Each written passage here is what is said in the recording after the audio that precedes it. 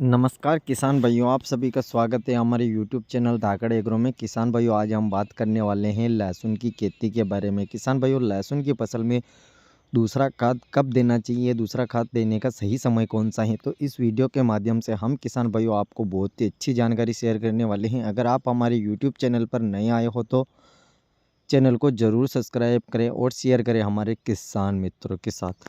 तो किसान भाइयों, बात कर लेते हैं हम लहसुन की फसल में दूसरे खाद का प्रयोग करने का सही समय कौन सा है। तो किसान भाइयों, जब हमारे लहसुन की फसल 40 से 50 दिन की अवस्था में हो जाती है तो उस समय हमें दूसरे खाद का प्रयोग करना चाहिए। दूसरे खाद में हमें कौन कौन से खाद को डालना चाहिए, तो किसान भाइयों लहसुन की फसल इस बार काफ़ी ज़्यादा किसानों ने फर्स्ट ऊटी लहसुन लगाई हैं और कुछ किसानों ने जो है जेटू लहसुन का भी लगाई हैं और कुछ ऐसे किसान हैं जिन्होंने देसी लहसुन लगाई हैं। अब बात कर लेते हैं हम इसमें खाद उर्वरक के बारे में।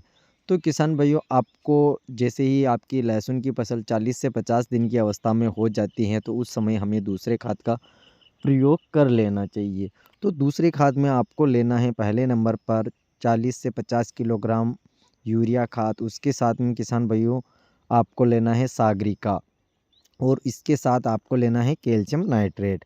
अब किसान भाइयों, ये लहसुन की फसल में क्या काम करती हैं, तो किसान भाइयों आपने देखा होगा कि लहसुन की फसल में इस समय नाइट्रोजन की आवश्यकता होती है।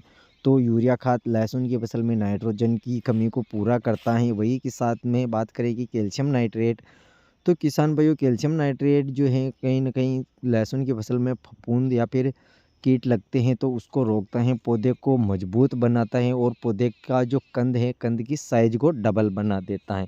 इसलिए हमें लहसुन की फसल में कैल्शियम नाइट्रेट का प्रयोग करना चाहिए। बात करें सागरिका की, तो किसान भाइयों सागरिका लहसुन की फसल में हरा-भरा बनाए रखने में काफ़ी मदद करता है।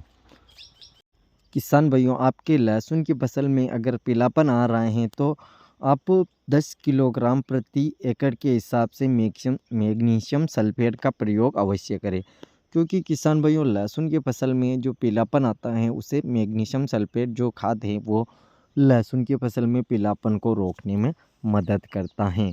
अब बात कर लेते हैं हम किसान भाइयों की, अगर लहसुन की फसल में जो दूसरा डोज दे रहे हैं तो ये 40 से 50 दिन के अंतराल में आपको ये जो खाद हमने बताए हैं इन्हीं का प्रयोग करना है। क्योंकि वैसे तो फर्स्ट ऊटी लहसुन में ज़्यादा खाद की आवश्यकता नहीं होती है, यूरिया खाद से ही काम हो जाता है। पर लहसुन की यूरिया खाद जो कि लहसुन की फसल में पीलापन आता है तो उसको रोकने के लिए हमने आपको यह खाद बताए हैं, तो इन खादों का प्रयोग आप अवश्य करें।